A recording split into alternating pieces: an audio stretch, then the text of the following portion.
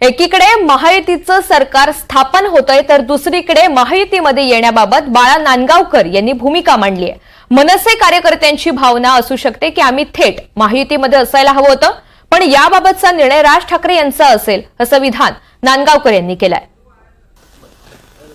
लोकसभेला मनसेने भाजपला महायुतीला बिनशर्त पाठिंबा दिला होता। आता विधानसभा निवडणुकीच्या वेळी देखील आपल्याला देखील भाजपकडून पाठिंबा मिळाला होता आणि या सगळ्या विधानसभा निवडणुकांच्या पूर्वीच राज ठाकरे म्हणाले होते की महायुतीचं सरकार येईल आणि भाजपचा मुख्यमंत्री। ही गोष्ट खरी आहे की लोकसभेच्या वेळेला सन्माननीय राजसाहेबांनी मोदी साहेबांना बिनशर्त पाठिंबा दिला होता आणि निश्चितपणे ते पंतप्रधान झाले त्याचा आम्हाला आनंद झाला।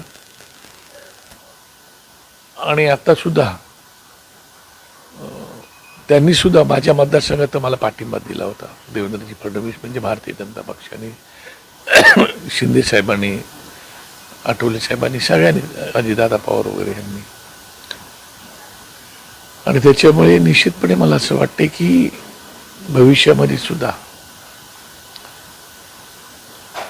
राज्य विकसित झालं तर देश ऑटोमॅटिक बळकट होतं आणि म्हणून राज्याचा विकास हे फार महत्त्वाचा आहे।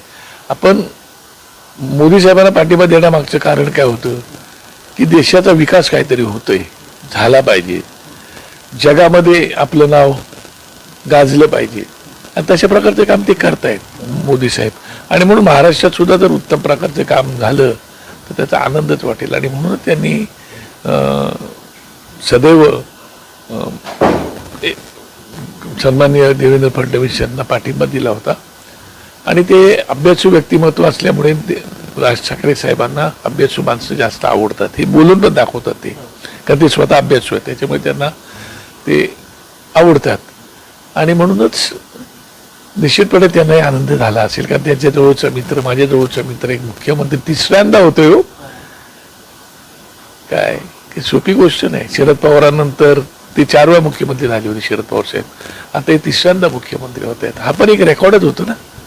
तर विधानसभा निवडणुकीत मनसेला मोठं अपयश मिळालेलं आहे, मात्र कार्यकर्त्यांमध्ये जे सर्वसामान्य मनसेचे कार्यकर्ते त्यांची अशी एक चर्चा आहे की मनसेने थेट महायुतीत असायला पाहिजे होतं, बाहेरून असा पाठिंबा नव्हता द्यायला पाहिजे। ही गोष्ट खरी आहे की कार्यकर्त्यांची भावना, कार्यकर्त्यांची इच्छा, उत्साह हा जरी असला तरी सुद्धा त्याबद्दल जो काही निर्णय असतो तो पक्षप्रमुख म्हणून घेण्याचे पूर्णपणे अधिकार राज ठाकरे साहेबांना आहेत आणि त्यामुळे ते निर्णय ह्या विषयावरती घेत असतात। आणि कसं आहे की महाराष्ट्र नवनिर्माण हा पक्ष हे अपत्यच राज ठाकरे साहेबांचं आहे आणि त्यामुळे आपल्या अपत्याला कुठे घेऊन जावं, कसं मोठं करावं त्याचं त्यांना चांगला अनुभव आहे, माहिती आहे।